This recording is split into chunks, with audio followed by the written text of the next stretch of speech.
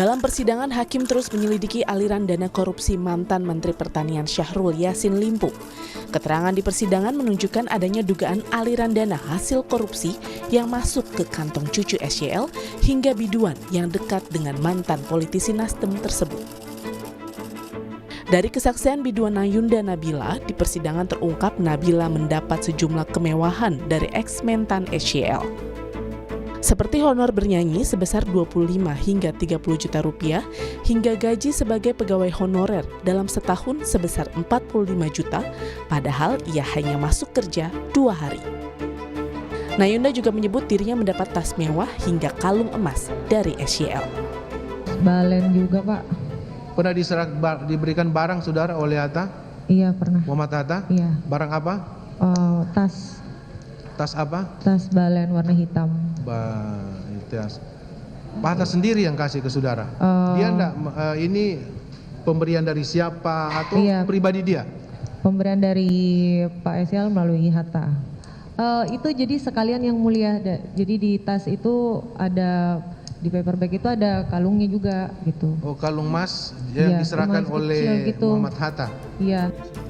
Tak hanya biduan, anak-anak hingga cucu SYL diduga menikmati aliran dana korupsi SYL di Kementan. Salah satu anak SYL, Kemal Redindo, dalam persidangan mengaku meminta dana pembelian aksesoris mobil senilai 111 juta rupiah. Tak hanya itu, ia juga diduga mendapat uang untuk melakukan renovasi kamar sebesar 200 juta rupiah, termasuk cicilan Alphard 43 juta rupiah selama 10 bulan. Tidak hanya ke anak, cucu SYL juga diduga menerima aliran dana korupsi SYL di Kementan, hingga kemudahan untuk diangkat menjadi tenaga ahli hukum di Kementan dengan honor 10 juta rupiah dan mendapat mobil dinas. Bahkan biaya untuk hitanan dan ulang tahun cucu SYL diduga juga didapat dari aliran dana korupsi SYL di Kementan. Magang kok bisa dapat uang, waktu itu gimana ceritanya? Saya juga nggak tanya, Pak. Karena saya kira emang saksi mendapat info dari siapa ada uang masuk? Kayaknya dari Rini. Rini, ya. Apa yang disampaikan Rini? Nah, Kak, ini gajinya udah masuk. Gajinya, kan saksi gaji. Saksi juga tadi sebut ada SK kan gitu? Ada, Pak. Iya kan? Nah, saksi kan membaca SK itu SK apa? SK magang atau SK tenaga ahli? Saya tidak baca, Pak. Selain kepada keluarga, aliran uang SYL juga diduga mengalir ke Partai Nasdem. Mantan staf khusus Mentan Syahrul Yassin Limpo yang juga wakil bendahara umum Partai Nasdem, Joyce Triatman, mengaku diarahkan SYL untuk menggunakan uang 850 juta rupiah untuk keperluan acara penyerahan formulir bakal calon legislatif Partai Nasdem ke KPU. Dan ulang bahwa 850 juta yang memang pada saat sudah tersedia uang tersebut sesuai dengan arahan Pak Menteri itu harus digunakan untuk pembiayaan acara keberlangsungan penyerahan formulir bacalek DPR RI ke gedung KPU. Mantan Menteri Pertanian SYL didakwa jaksa menerima uang gratifikasi dan korupsi hingga sebesar 44,5 miliar rupiah. Uang sebesar ini diduga hasil dari memerah sejumlah pejabat eselon 1 di Kementan untuk keperluan pribadi SYL. Tim Liputan Kompas TV. Kami bahas soal aliran korupsi Syahrul Yassin Limpo yang diberikan ke istri, anak, cucu hingga biduan ini bersama dengan pakar hukum pidana, spesifiknya lagi terkait dengan tindak pidana pencucian uang, Yenti Garnasi. Bu Yenti, selamat sore. Assalamualaikum.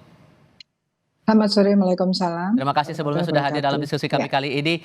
Menyimak proses sidang dalam waktu ke waktu, banyak fakta terungkap, pemberian uang ke sana sini ke anggota keluarga, bahkan sampai ke biduan. Ini Anda membacanya pola macam apa ini, Bu? Hal yang lumrah kah? Ya, hal yang mengagetkan ya, dan mungkin ya ini korupsi yang mungkin bukan paling besar di kementerian, tapi membukanya semua ini ya, buka-bukaan semua ini kan sangat sangat menyedihkan ya, sangat sangat kok sebegitunya gitu ya.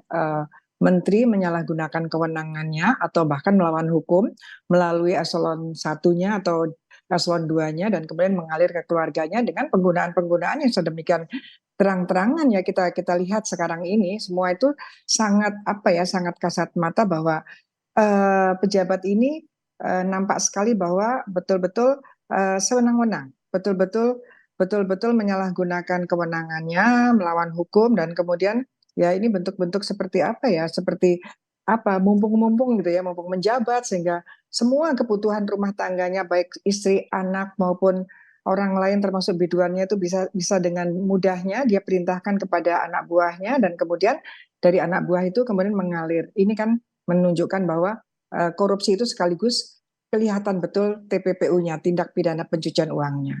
Oke, tapi kalau membaca pola Hmm. aliran dananya ini ada hal yang keliru. Bagian kelirunya di bagian mana yang Anda concern di situ? Begini, kalau dari kita mengikuti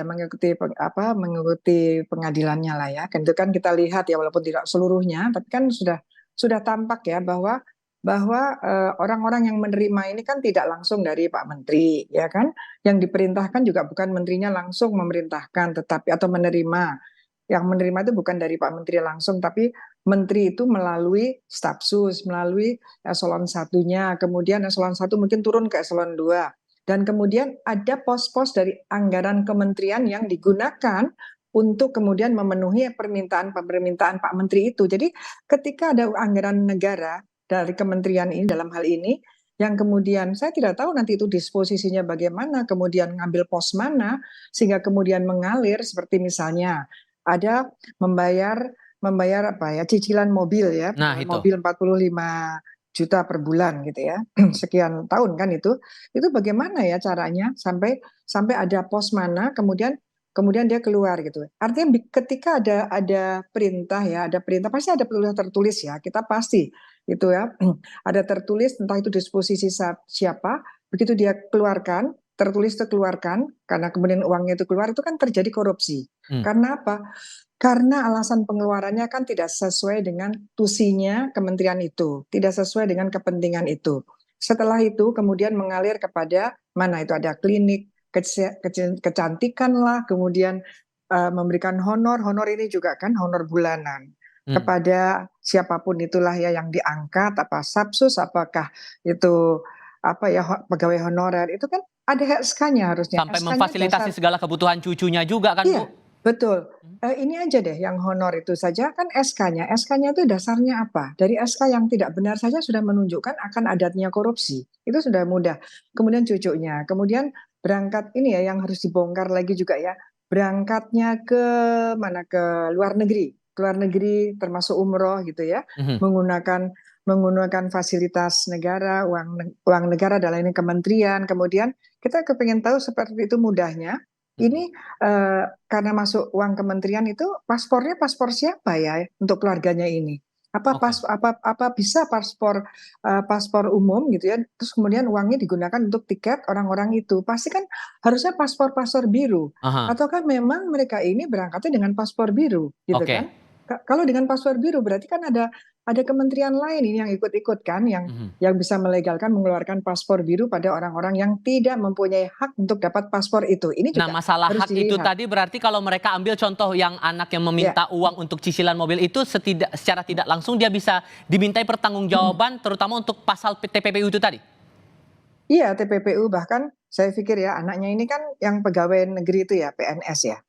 PNS, dia kan tahu sebetulnya kalau nggak salah tuh PLT ya, PLT kepala dinas atau apa itu Iya. ya. Nah, itu kan dia tahu, dia ASN, dia tahu, dia minta kepada bawahan ayahnya, itu kan sebenarnya dia tahu, jangan-jangan bukan hanya di TPPU-nya, di korupsinya pun bisa jadi ya, karena dia yang meminta kepada orang-orang kementerian. Jadi ini betul-betul kalau kita memang untuk apa ya, ini momentum agar kementerian-kementerian lain atau lembaga-lembaga lain keluarganya tidak ikut-ikut, itu kan nepotisme ya, kolusi ya. Ini kan yang namanya KKN itu kan begini, korupsi, kolusi dan nepotisme itu menjadi satu rangkaian jadinya kan, dari kolusi di antara mereka, kemudian nepotisme untuk anak-anaknya kan gitu, untuk saudaranya, untuk kerabatnya, menggunakan uang negara. Ini kan sudah memenuhi betul bahwa memang KKN itu membahayakan sekali, yaitu terjadinya korupsi. Nah, setelah korupsi, setelah kita punya rezim anti pencucian uang tahun 2002, maka uang itu mengalir kemanapun itu adalah terjadi tindak pidana pencucian uang, dan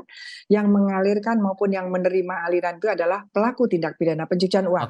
Yang mengalirkan itu ancaman pidananya maksimum 20 tahun, yang menerima itu adalah ancaman pidananya adalah maksimum 5 tahun. Jadi nanti para penerima-penerima ini yang harusnya betul-betul diseriusi oleh negara sehingga orang itu tidak gampang saja ikut-ikut menerima, dan pada mereka lah nantinya kan akan ditelusuri dan kemudian disita kembali. Termasuk biduan yang menerima fasilitas sedemikian rupa ditambah punya jabatan juga, jabatan honorer di kementerian, Bu.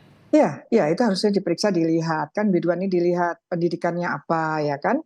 Dia kan bisa menyangkal lah bahwa dia tiba-tiba jadi tenaga honorer, masa dia tidak tahu bahwa tenaga honorer itu ada mekanismenya, ada bagaimana dia melamar ataukah dia diminta, kan semua ada SK dan sebagainya. SK itu harusnya dibaca, dan kemudian ketika ada uang masuk karena status dia sebagai honorer itu, kemudian uang itu masuk tiap bulan, dia harusnya sudah bisa patut menduga, karena gini, orang yang menerima hasil kejahatan ini kan hasil korupsi kan akhirnya kan.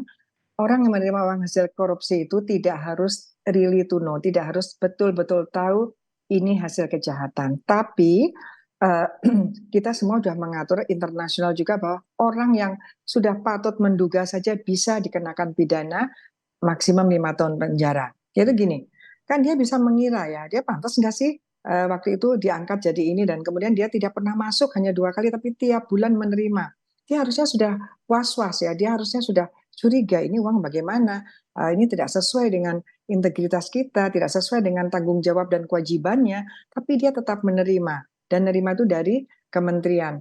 Seharusnya menurut saya dia bisa dikualifikasikan sudah patut menduga, atau dia sudah tahu ada hal yang tidak biasa yang ditransferkan pada dia. Karena gini, TPPU itu memang kata kuncinya adalah transaksi yang mencurigakan. Jadi pengiriman uang yang mencurigakan, alasannya mencurigakan kan, apalagi ada yang tadinya 4 juta menjadi 10 juta ya, karena ada keberatan minta 10 juta kan, itu kan hal yang aneh gitu, karena ini kan bukan uangnya bapaknya gitu kan, ini uang negara kok semudah itu gitu. Jadi hal-hal seperti ini harusnya ya bukan masalah kita kok tega ya, ini keluarga dan sebagainya, memang begitulah undang-undang gitu.